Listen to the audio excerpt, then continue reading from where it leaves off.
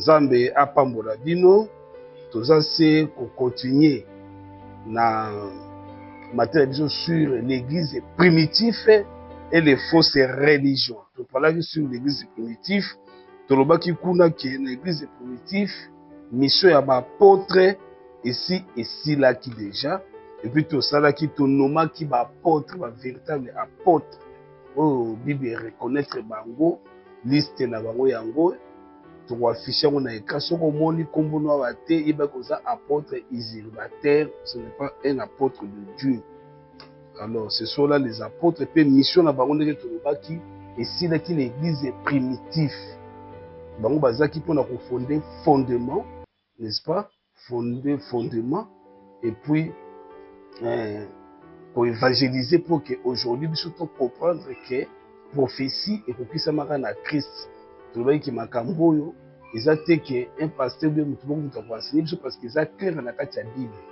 Yango tosengaki selon Apocalypse 1:3, tout ça là beaucoup plus mingi lecture ya Bible. Mais tokotanga eloko moko na Ephésiens chapitre nango 4. Parce qu'il y a un peu ça pour la polémique mingi. Ephésiens chapitre 4. Tobandi nango na verset 7. Mais à chacun de nous, la grâce a été donnée selon la mesure du don de Christ.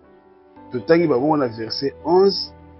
Et il a donné les uns comme apôtres, les autres comme prophètes, les autres comme évangélistes, les autres comme pasteurs et docteurs, pour le perfectionnement des saints en vue de l'œuvre du ministère et de l'édification des corps de Christ, jusqu'à ce que nous soyons tous parvenus à l'unité de la foi, de la connaissance du Fils de Dieu, à l'état d'homme parfait, à la mesure de la stature parfaite de Christ.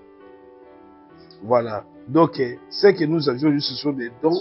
On a appelé ça mission, on a don apostolique, on a don enseignement, on a don. Ils ont un cabo. Nous avons appelé ça mission parce qu'il dit qu'il y a diversité de ministères, mais les mêmes seigneurs. C'est ça, et comment qu'il a Luc chapitre 6, verset 13, Jésus-Christ, tout en a Luc 6, 13. Pour tout le bien, on a tout en présenté. Tobanina 12. À ce temps-là, Jésus s'est rendu sur la montagne pour prier. Il passa toute la nuit à prier Dieu. Quand le jour parut, il appela ses disciples et il en choisit 12 auxquels il donna les noms d'apôtres. Voilà, sur le temps 14, on a une liste, il y a des apôtres qui sont nommés en Christ seul, hein, après avoir fait la prière seule avec son Dieu toute la nuit. Pour la base, Thomas. Il y a diversité de ministères, mais les mêmes seigneurs. Donc, le Seigneur, pour nous qui déjà ministre, ou qui a la fondement, base solide pour nous. Et puis, il y a diversité de dons, mais les mêmes esprits.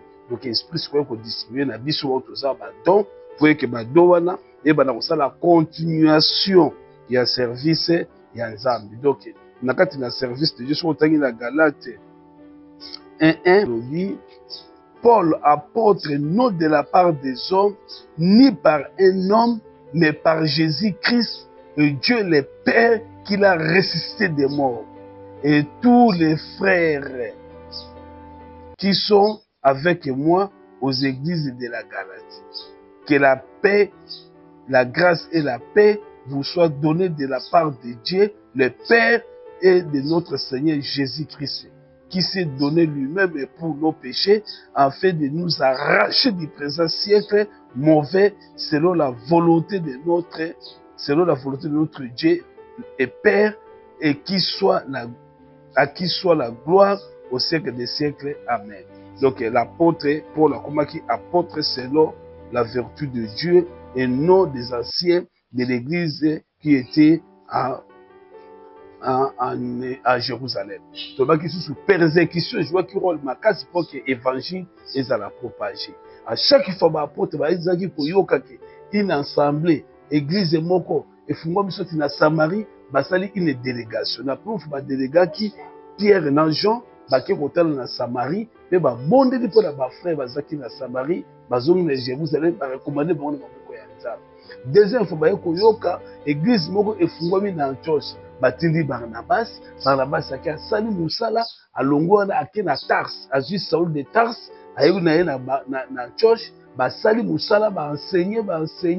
Un jour bazaki na kati ya prière, cette version lobi, mettez-moi maintenant à part Paul et Barnabas pour l'œuvre à laquelle je les ai choisis. Donc Paul et Barnabas bazaki associés na rang ya apôtres.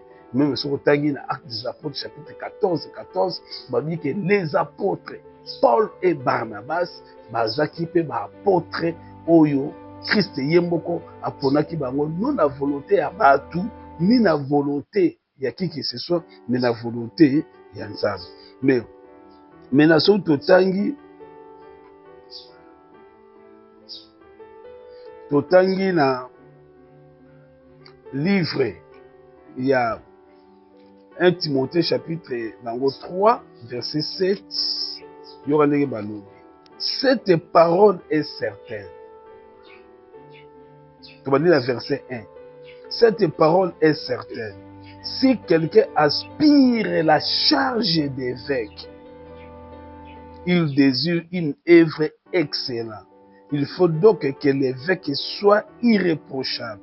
Mari d'une cette femme sobre, modérée, réglée dans sa conduite, hospitalier, propre à l'enseignement. Il faut qu'il ne soit ni adonné au vin, ni violent, mais indulgent, pacifique, désintéressé. Il faut qu'il dirige bien sa propre maison et qu'il tienne ses enfants dans la soumission et dans une parfaite honnêteté. Car si quelqu'un ne sait pas diriger sa propre maison, comment prendra-t-il soin de l'église de Dieu? Il ne faut pas qu'il soit un nouveau converti, de peur qu'en fait d'orgueil, il ne tombe sous le jugement du diable.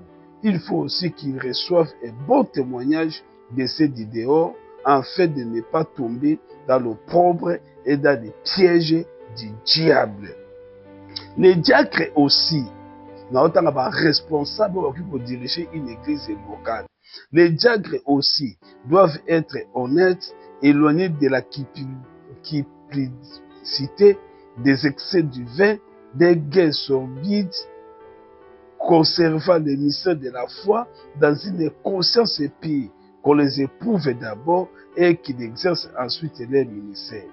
S'ils sont sans reproche, les femmes d'elles-mêmes doivent être honnêtes, non médisantes, sobres, fidèles à toutes choses. Les diacres doivent être maris d'une seule femme et bien diriger leurs enfants et leur propre maison. Car ceux qui remplissent convenablement leur ministère acquièrent un rang favorable et une grande assurance dans la foi en Jésus-Christ. Totangi lisusu na kaka na 1 Timothée parce que nous avons une organisation des églises locales. Totangi na 5 verset 17, 1 Timothée chapitre 5 verset 17. Que les anciens qui dirigent bien soient jugés dignes, double honneur, surtout ceux qui travaillent à la prédication et à l'enseignement. Voilà. Mais à la jugé na double honneur ancien. Donc, sur le 14, Actes des Apôtres, chapitre 14, Actes des Apôtres, chapitre 14, verset 23. Ils désignèrent des anciens dans chaque église et après avoir prié et jeûné, ils recommandèrent au Seigneur à qui ils avaient crié. Voilà. Donc là, c'était les versets pour nous dire comment l'église est primitive organisée. Donc les apôtres, ils ont économé dans l'église locale, des acquis anciens, bazalaki, bateau, bazalaki kosala, na ba église locale, ba apôtre ba salaki musala ba nommer ba ancien ba installer ba diaconat ba organiser ba église locale, organisation nyonso ya église eza na kati na Bible. Ba kini ba lubaka église d'église eza na organisation bango, expression ezaka purement démoniaque mpona kobebisa sens ya prière, toza na doctrine kaka moko pe église eza organisée dans la Bible. Moi que to ko changer ba verset biblique, ceux qui mitema na biso kolinga, mais église reste toujours unie pe église ezala toujours soumis na enseignement ya bapôtre. Donc tant ba église apôtre Paul ko effectuer ba voyage missionnaire, premier voyage missionnaire na ye, deuxième voyage, troisième pe ya quatrième bakangi yake na Rome, wana tokomaki déjà vers ba année 65 pour apôtre azaki tué na Rome. Et puis bah Pierre akufaki pe babomaki na Rome ye soko tangi ba recherche mosusu eza biblique entre parenthèses eza na ba recherche lotanga toma ko biki babomaki mutu na se makolo likolo apôtre ba tumbaki kotu voilà eza ba récit. Et puis église ekomaki na assoupissement parce que baza chrétien ezaki musala ya komba ya bitumba kozwa kombo ya Christ ezaki kombo moko ya mabe, donc neti ya mabe ozo risquer des morts, ezo risquer des morts, eza neti na gouvernement ozotanga kombo ya ba rebelle sur la émission na yo ozo risquer arrestation pour que ne se justifie na ba service ya sécurité. De même kuna so otangi kombo ya Jésus na ba hébreu ezalaki terrible, ezaki ko simbati. Donc baza ozala persécuté à tout moment, église ezaki sous na forme était vers 95 après résurrection ya Christ bakangi Jean. Jean yona se retrouvé na prison na île de Patmos na ba romain asa emprisonné car ba empereur no bakangaki ba torturer mutu ndenge na déjà avancé en âge. Mais pour l'église et comment qui est sombré dans les chaos, bato bazomona ki masolo ezaki neti ya l'hôpital. Jésus-Christ a koya ressuscité. Bato ba perdre de foi. Bato bazaki lisusu na komondela te. Persécution ezoleka. Mais zaki na bato lisusu bazaki ko persévérer malgré ba persécution wana. Vers le premier siècle wana ezaki oyo église ezalaki nde sombré pour qu'il même disparition. Na la 70 d'abord persécution ya makasi oyo Titus ayaki aye ko ravager ba hébreu même ba juif nyonso tout pe ko buka même temple oyo ezaki wana pe ko mema peuple d'une dispersion totale. Peuple Israël bazaki sous les sika ya ko vivre pe pour temple wana ezaki ko sala on est selo ba juif ba be kaka ke temple onde mutu zo iniri biso na ciel. Temple oyo nde mutu ezokokisa biso na nzambe so toza na besoin ko tokota na temple tokomondela temple oyo eza temple Esdras atongaka mpe modifié par Hérode nde temple yesu alobaki boboma temple oyo na koreconstruire na 3 jours. Babi na se il parlait de sa propre vie, de son propre corps. Badisciple ntango bazomema na Jérusalem batale mololenge temple wana etongamaki. Babi non Seigneur, t'as la belle construction à temple. En tout cas, ça la fierté à Bayuda. Jésus Christ dit, voyez-vous cela? Ata libanga mboko te kotika na temple, oh, nyo sotu ko la renverser. Mais prophétie à parole de Dieu, d'être qui na transfiguration dans Matthieu chapitre 17, que Christ s'est fait transfigurer, peut vous le que celui-ci est mon fils bien-aimé, à qui j'ai mis toute mon affection, écoutez-les. De dire que Christ est qui répond pour accomplir la première vie, la prophétie, a accompli la prophète dans la loi, parce que loi, somme, prophète, et le baki naye, n'de siko a la conclusion dans le donc la crise a sa prononcé qui parole que ndako bozomo de kotika lelo comme côté et ça qui bon temps Christ a confié après résurrection na en station ya Christ pour que ça va ndimi assurance ya ko vivre. Alors na la 70 Bible na biso tuti sayaki ko buka ndako wana et puis a ko démolir nyoso tout o ezalaki construit na Jérusalem et puis comment qui na ba guerre rebelle jusque là jusqu'aujourd'hui. Et Israël, bazan na temple wana les sous parce que temple qui construit du bosso par Salomon et qu'on a détruit suite il y a apostasie et qu'on a détruit par Babylonien et qu'on a reconstruit par Néhémie et qu'on a détruit les sous par Titus vers l'an 70. Alors Israël église pe ezalaki na persécution makasi. Nde tozo parler na ba fausse doctrine, na ba fausse religion oyo yaki kokota na mokili. Po tango souffrance pe leki, persécution leki, batu bakomi kopengwa mingi. Batu bakomi bafu ekomi kolemba. Ezana neti lelo batu mingi bazoli bato tozozwa te, Yesu azopesa biso te, botika na bino, baprofete ya malheur babimi ebele, oh frère, oh Yesu akoya boye botala boye izini tona gande profetizaki ke mbula moko ekobeta ya mpela ekozikisa bato mingi bamasuwa bato bake kokota batala mbula ebeta nango te, bato baprofete bakangi. Donc tokomi na moma wana église ekomaki sombre suite ya bapersécution. Maintenant, vers le deuxième siècle bien aimé, et là, comment on s'est produit. Le roi empereur Romain, comme on a constaté premier. Yes, si on a le pouvoir, persécution à chrétien, tant à Monique, azo perdre des valeurs. Azomona ke bokonzi zo koma na suka bolanda bien. Azomona komi ko perdre sur na batukaza na valeur, te a ko raisonner ye moko. Que nous avons la force ce qui n'a pas ni na eko unir ba chrétien na nga place moko to komi loko moko ndi ayeko sala assemblée ya conversion ko sala assemblée ya conversion ayeko sala organisation ya église moko eko sangisa yeko mazaki ko mettre la pouvoir politique. Il faut ça une organisation eko sangisa pouvoir politique na pouvoir religieux. Pour na Rome déjà bazaki na banzambi na bango o bazaki ko bondela, bazaki na ba calendrier na bango o bazaki ko bondela, bazaki na ba makambu nyusu na ba jour na bango ya semaine. Alors hébreu pe ba hébreu bazaki pe na oya bango ba jour na ba calendrier na bango. Souvenez-vous les jours ya Pâques na traversée à l'Exode, na traversée avant traverser la mer Rouge. Quand vous allez manger cette Pâques, le même jour et qu'on a déclaré comme état premier mois et à votre jour. Les qui moins à Nissa, des qui ont calendrier na bango de banda qui wana jour oyo baliaka Pâques pour ba katisa na mer Rouge.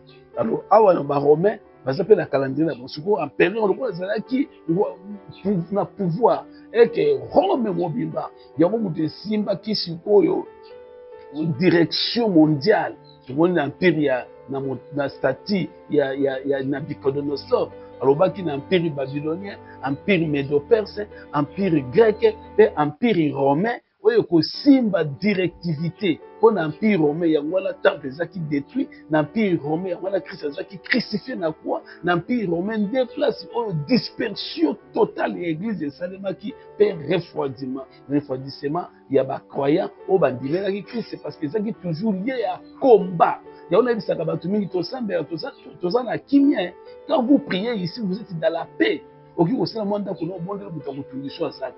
Mais les gens ont payé à tira na bango pour la foi en Jésus. Bandema ba kufa, mais ba battre la Christ. Bandema ba zala ba malheureux. Parce que comment qui moment où tout le monde apôtre Jean, on a se retrouvé dans l'île de Patmos, église étriquée parce que l'apôtre nous à cette époque-là, y compris Paul, c'est qui des gens qui ont mon côté Tikalaka les sous. Seul le dernier apôtre Tikalaka, c'est l'apôtre Jean, pour y pas qu'il a besoin à surveiller l'église. Mais malheureusement, il se retrouve en prison dans l'île de Patmos. Non, la co-diriger l'église, il n'y avait que des anciens. Puis l'église, qui est un petit peuple, on va dire que ça a toujours languissante dans la persécution, bazo kima, bazo nous va garder foi. Mais Christ est personne autorité de mon côté, alors qu'il est bon kaka. Lorsque vous persécuterez dans une ville, fouillez dans une autre. Il y a un bazaki kosala. Tout le monde qui kuna tanga kuma qui Étienne, persécution kuma qui makasi, babandi ko kima bosu bakena ba Antioche, bosu bakena ba Chypre, bosu bakena ba Samarie, en même temps bazo kosala ni, bazo propager la bonne nouvelle du royaume, baza ko évangéliser. Maintenant awa comme susu makamusu, suko moi azolinga suko a récupérer suko ba chrétien, à côté sa chrétien basala une congrégation moko ya munene oyo ko unir na ba chrétien. Nde suko moni ba ayo kosala otobengaka catholicisme, église universelle. Donc là azalaki na bokonzi wana, azalaki na possibilité wana sangisi kaka pe aye kosala église wana monaka catholique, c'est déjà une église datée déjà na 2e siècle. C'est une église politico-religieuse, politico-religieuse. Nde basalelaki yango pona kopesa autorité na roi azwa bato ebele. Nde roi mpe akoki kosambela bongo te, nde asali une organisation na ye, place baroi bakofanda, abongisi soki mokonzi aye place akofanda, place baprêtre bakofanda, place abongisi astructure église, mpe akotisi mpe akoki kotika mpe basecte na bango ya barobe bongo te, nde aye kosala bavénération ya baculte lokola ya bamari ezalaki na bakombo ya bareine na bango bazali kovénére, akotisa mpe l'église catholique ainsi de suite, abandi kokotisa basecte saine bapérigatoire, moto soki akufi fo babondela bapriere ya basaint, basaint wana bazokufaka baza basaint, bato baza kokata bango maboko, bato mosusu mpona religion mpona christianisme mingi bakufa bamalere. Nde omoni aye koorganize structure wana maintenant mpona kopallier lien entre empereur na population, pour une pauvre akoki kosolola bosambela église moko, mais pauvre akoki kosolola na empereur te mutu moko bongo, mais il faut mutu moko azala lokola canal pont mpo abanda kosala liaison entre peuple na nani na empereur. Nde baye koorganize système wana ya bapape papote batie bapape pape wana azalaki mpona kocommuniquer liaison entre empereur et puis na population, mpe na baconfession mosusu ezali kosalema na batie baorganisaka mpe na babilamba ya basango bango nde motu baorganiza yango babomona balataka wana. Ce sont des histoires qui sont datées. Alors mpona baécriture babi tokotika bongo te, basali bamandema babakisa baécriture bebible ekomaka tala mongwe, basali baconcile de Nicée mpona koréorganize bible, baréorganize bible mpona korejete apocalypse, parce que apocalypse eye kobima la 95 ntango Jean azalaki na prison na île de Patmos, nde Nzambe azolakisa na Jean yebisa bandimi na balettre, omonaka 7 lettres de l'église oyo bakoma na apocalypse chapitre 2 à 3. soki otangi kuna okomona 7 lettres ya baéglise oyo bayebaki na kokomela bachrétien na Jean à ce moment-là. Jean azalaki prisonnier vieux na âge ya 95 ans. Il paraît que bazali mpo kosala batravaux forcés malgré âge wana, parce que azalaki seul apôtre oyo atikalaki na moment wana, parce que baapôtre nyonso persécuté batiwe bakufa lamentablement, bazalaki siye, bazalaki torturé, bakata bango bamakolo, bapanzana bamosusu bayaki na bazi bapanzana bamosusu bakana kokufa na bainde. soki osali barecherche mosusu na bainternet vi ya baapôtre koma ndenge nini bavi na bango esukaka. Apôtre moko te azaka na une grande maison na baimmeuble na batravailleur nde tozoma baapôtre oyo tozala bango lelo. Non, bazalaki na bachamp baanimaux de bataille de battre, bazalaki lokola baanimal mpona kobattre, mpona koboma, mpona kotumba. Même apôtre Paul dit que oh nyonso Yesu akokisaki te na souffrance na corps na ye, moi j'accepte mpona kufa à cause ya Christ. Pierre lobi non bobo manga contrairement na obo président nga kufa ngana linga kufa mutu na ngeza na se makolo na likolo sur une croix. Donc c'était ça, mais ça qui n'a difficulté makasi nde Nzambe apesaki révélation na Jean pour la kolagisa ye kopesa ye listage mobimba ndenge ni makambo ekoleka yango mona tini lettre na église ya Éphèse. Église wana ezo représenter passage mobimba ya église sur la terre depuis le premier siècle ti église kozala enlevée. Ba lettre de l'église wana o bakomi kosotoproclamer lelo mosusu tokutana na église mosusu ezaka terrible. Nde tozoparle na bafausse religion ebotama, tobandi na catholique ebotamaka mpona kopalie relation mpe bango baorganize makambo mingi oyo tozomona lelo na baeglise biso bato bashutukela ngo koshutukela ese ebanda kala. Ntango omonaka paster alatilaki babilamba wana eza idée romaine, eza biblike te, eza bapense ya baromain bayaka na yango mpo basala différence entre roi na bato baoservi na présence ya empereur, mpe entre bango baza comme bapersone intermédiaire na petit peuple oyo bafandi na se oyo baza bachrétien bazoya. Malgré ça ezalaki na bato bazalaki kopersévérer lokola bachrétien ya Smyrne bapersévéraki koboya kokotana na bamélange babi tokogarde kaka sainteté na biso, tokogarde valeur na biso chrétienne malgré souffrance malgré difficulté tokoki kokwesa kondima na biso te. Yango babandaki na lettre biso ezalaki lettre ya église ya Éphèse oyo elakisi perte d'amour. L'église Éphèse bobandaka bien, mais beaucoup mieux faible. Neti biyo lelo bobandaka bien na bonzambe, mais makasi nyonso pe sila. Kozala kosambela ere nyonso yo moko vie ya prière ya sanctification, mais okoma faible. Ndeza bazolisa ba chrétien na époque wana bozongela caractère na bino ya kala. Bozonga. Nde omonde batindaka basete église wana. Mais à part catholique, ezaki na ba église mingi neti judaïsme, parce que ba hébreu bango batikala kondima Jésus Christ était tilelo. Bandima ete babi jamais Messie akoki kozala mwana ya charpentier. Bakoki baboyi jamais Messie oyo akoya akoki kozala lokola Yesu. Parce que Yesu balobaki nini akoya na caractère moko oyo moto akotia yango kate. Na Isaïe azo prophétiser. Abi nanda kotia yeka. Azaki neti motu moko abandonné sans valeur, ni beauté, ni éclat. Ndenge Yesu azalaki. Kolanda te bafoto oyo batiaka Yesu elongi lokola mwasi. Non, c'est faux. Yesu azalaki na beauté moko te oyo kopousse mutu et attirer mutu atali ata na balabala. Non, azalaki na ni beauté, ni éclat. Eloko moko te. Alors bayuda batikala kondima ye te. Et puis kobotama na ye aki kobotama lisusu ola botama ata na Jérusalem na ba hôtel ya kitoko yaki kobotama na mboka na village kola Bethlehem aki kuna pe aki kobotama na place banyama balala kana solo banyama wana Nzambe aki kobotama kuna. Quelle humilité. Et puis après 30 ans bamona mutu moko abimeli bango. Voilà, si l'agneau de Dieu qui ôte les péchés du monde. Oh, babi ce n'est pas vrai. Nde ba rejeter. Okomona même étant où Pilate alobi pourquoi bozolinga bongo mais tozomona mabe moko te oye asani. Azui même Barnabas ozaki moyibi violent mutu ya mabe criminel a comparé na Christ. Christ azalaki mutu ya malamu azali kosala babie na bato nyonso kobikisa bato koprêcher la bonne nouvelle bato bazala na kimia babi entre bango mibale bolumini babi non toboyi Yesu wana baboma ye peut-être biso bobomi ye makila na bango na ye na mutu na bino asukoli maboko bango babi makila nde ezanga na mutu na biso te mena bana na biso ye te.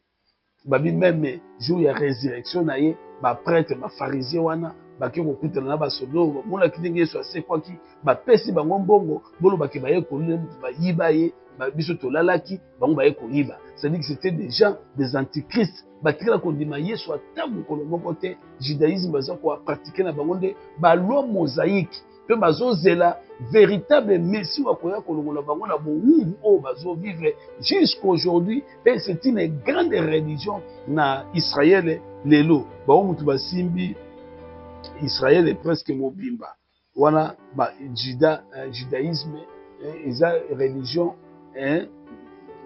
ezosangisa religion prêtresse ya ba hébreu mpe ezozwa lisusu religion histoire ya ba hébreu.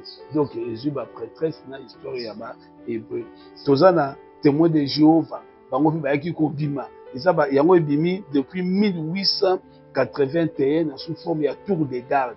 Moto ya bimaki kuna Charles Roussel, fondateur la société de la tour de garde, a sali tour de garde dans l'objectif de diffuser sa propre doctrine. Doctrine na ye ayeko diffuser yango ayeko prophétiser que Christ akoya kala mingi te. Maintenant Christ pe atikala koya te église yeko zwa ba problème ebele. Donc yango pe ti lelo ba yeko changer encore ko ba témoin de Jéhovah liboso ezalaka nde société de la tour de garde. Voilà ba église ebimi ebele tozaki na mouvement mosusu eyaki mouvement ya apocalyptique, des sectes apocalyptiques. Ezaki na ba frère bongo babima bakoma ko prêcher makambo o Bible elobate bazo utiliser kaka Bible mais baza na mouvement nouvelle interprétation de la Bible. Le fait de déformer la pensée biblique pour soutenir ces enseignements constitue une mauvaise utilisation de la Bible et ajoute à la Bible l'idée qu'elle ne soutient pas. Vous ajoutez à la Bible l'idée bazotia ba idée na bango baki kozwa phrase moko apôtre lobaki bango ba interpréter ngo na ndenge na bango. babengi bango basecte apocalyptique. Omona ta appelle ça basé bilo mona fin la zote ya kuna soka bandi côté ya donc lui il prend l'interprétation na butu buta yo kate batu bazoka makambo azwango wapi soko tuni papa verset za wapi verset za la kate. OK, commentaire nyonso sens ou basenga ya verset biblique ezaka envoûtement ya satana pona kolongola batu ba vie ya prier pe koloka bandi. Un bon pasteur, au lieu de côté à tête, tu viens seulement tu fais la lecture des apôtres, au tiki batu bakina bango, bayoki bino banzambe. Voilà. Ce qui était un peu aussi dangereux, secte wana apocalyptique babima na mouvement moko mabe, mouvement des anini, baza ko bimisa ba interprétation na bango moko. Neti moko na yokaki batuni pasteur, dis-nous, nous avons bomaka nyama pour tisa Adam na Eva bilamba. Oui, nous avons bomaka nyama, frère. Nous avons bomaka nyama parce que ça veut dire que la posa ya makila, azo nyama kata nyama mutu, azo poswana ya nyama, alors asali yango bilamba alati yango Adam na Eva. Ah, et vraiment oza asa apôtre, il paraît qu'Albi asa apôtre. Alors apôtre, ce qu'on nyama na bomaka et tout ozala penza nyama ni selon révélation. Nyama nezaki meme. Mais toutes ces histoires-là, aujourd'hui, wapi nyama nezaki meme. Parce que déjà le bas qui voici l'agneau de Dieu qui ôte les péchés du monde. Donc nzamba bomaka nde nyama. Mais sur autant que la Genèse kuna, babi l'Éternel Dieu fit à Adam et à sa femme des habits de peau. Et soukiwana. Et donc au moko musu balobi pour les habits de peau. Peau wana ezaki ya nini? Ya nyama, ya nzete, on ne sait pas peau. Ok, babi le verset 28 babi nini? Ce qui est révélé c'est pour nous les hommes, afin que nous pratiquions et pour nos enfants, afin que nous pratiquions à pratiquer la parole. Mais où ils ont caché c'est pour Dieu. Mais le mouvement oyo, la secte apocalyptique, comment qu'on peut comprendre dans la Bible l'obate. Non, Bible l'obate, il y a ça continue la dimension beaucoup boya comme qu'on pénit ça va dire beaucoup boy, bah tout le monde amen les frères, amen les frères. Et bah ça qui n'a pas prophétie, bah penser à ma prophétie qu'on prophétiser pour la bateau, ma prophétie et c'est réalisé à côté.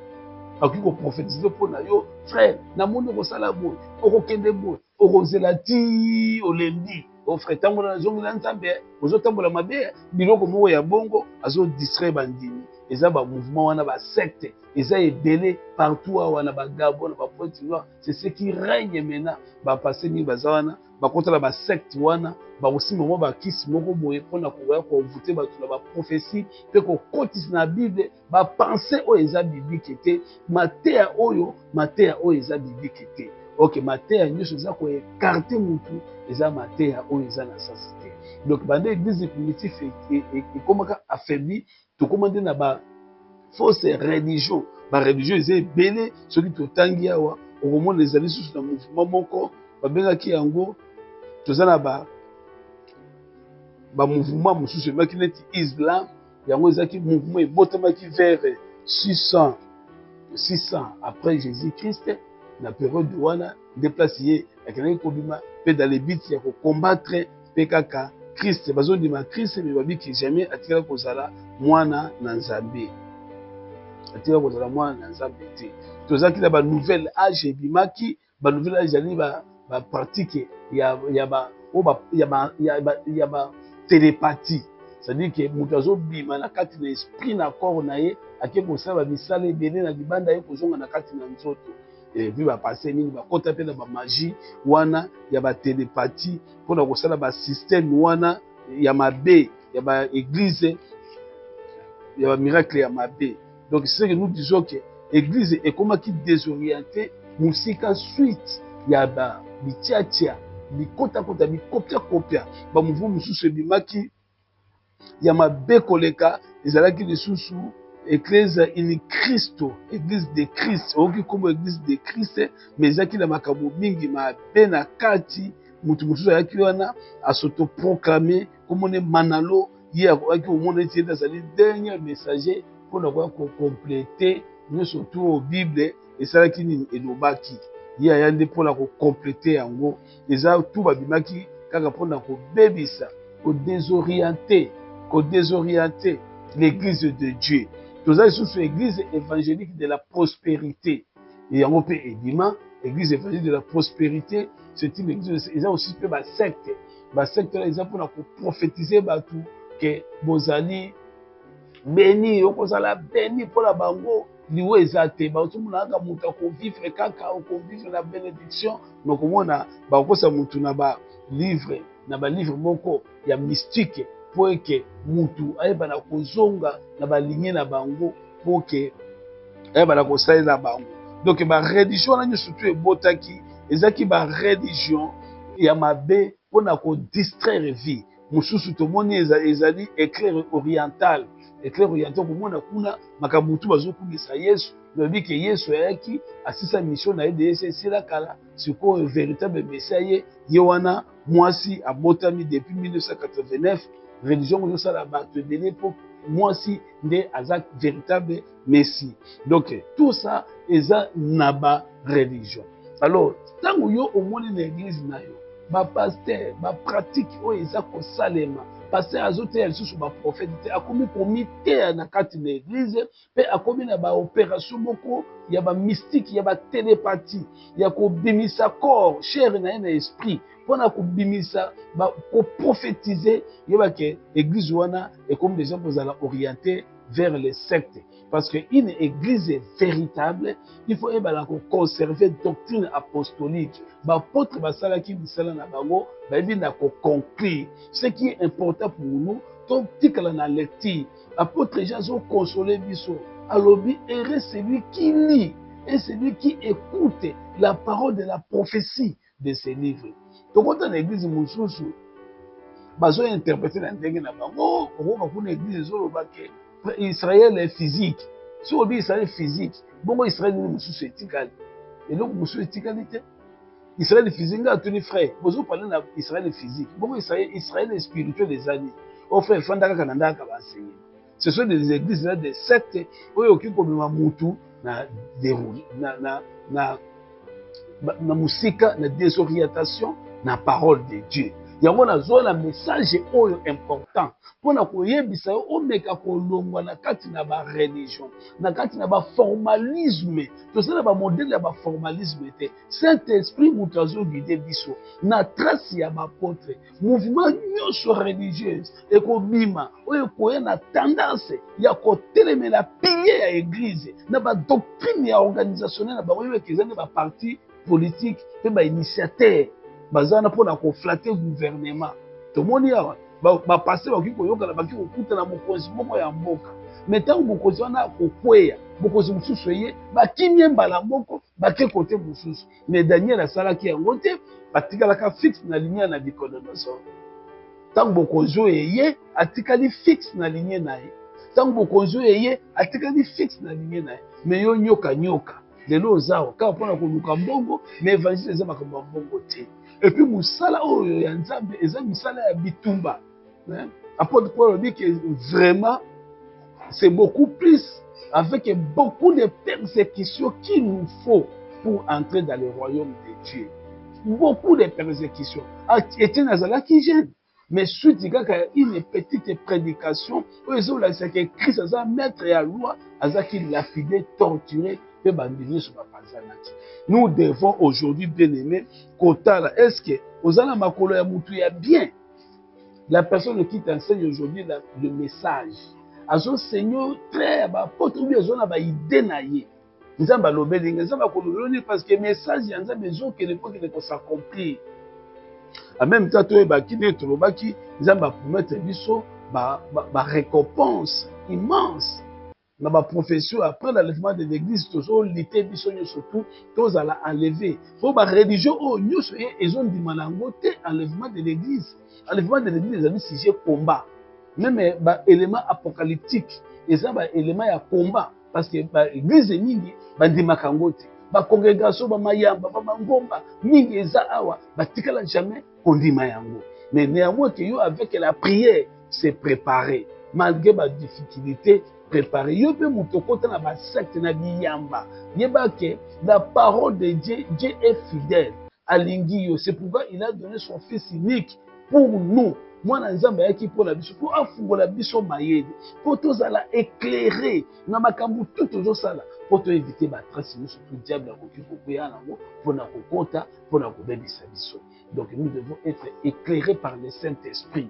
tolanda fondement ya baapôtre, tolanda oyo baapôtre bapesaki. Oyo baapôtre bapesaki biso, c'est ça notre vie. Baéglise mingi mpe biyamba oyo ekoti bakoti na baoccultiste, bakomi na bamushu asala na mai.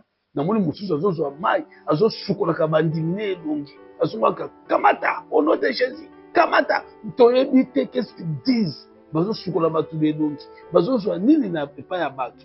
Bamosusu mo bazomelisa bato bamai, bamosusu bazopakola bato bamafuta na source nango tozoyeba te. Tolobi ke bapratike nyonso oyo batoma oyo toproklamaki bango awa baaplika yango te. Ntango omoni yango na kati na lingomba moko ezosalema, yeba ke c'est la sorcellerie, c'est l'envoûtement, bazodésoriente bino mpo bozala étouffé na vie ya prière.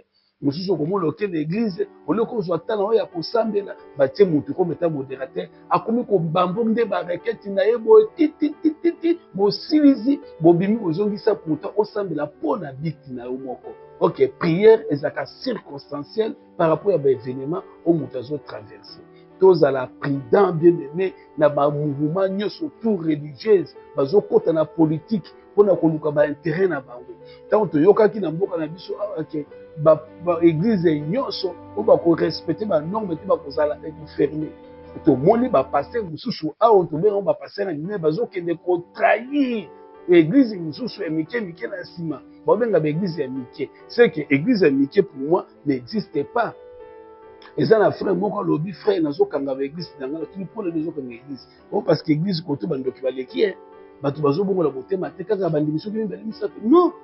Même mondimi moko me bandimi bale pourvu ke bato bazala converti bazala pe enseigner toza lokola une lettre de longa na zana oki kolongwa nake na mboka moko je pars avec toute ma connaissance pe kuna pasi na kozala je dois toujours annoncer les messages na nzela ezalaka toujours annoncé ezalaka toujours publié et puis kolakisa bato réalité ya parole te lokola paster moko namonaki azoloba bato ke bato batangaka bible ya hasard bible kotanga batanga bible ya hasard te. Prédication bato bateka na baéglise nde ezalaka hasard. Bible ezali fo kotanga moto asimile bamorceau wana fo avivre verset nyonso nzembo nyonso oyo eza kocontribue ne fils que un verset ya Bible. Nzembo il faut kodéconsidérer yango, il faut kodéclasser yango.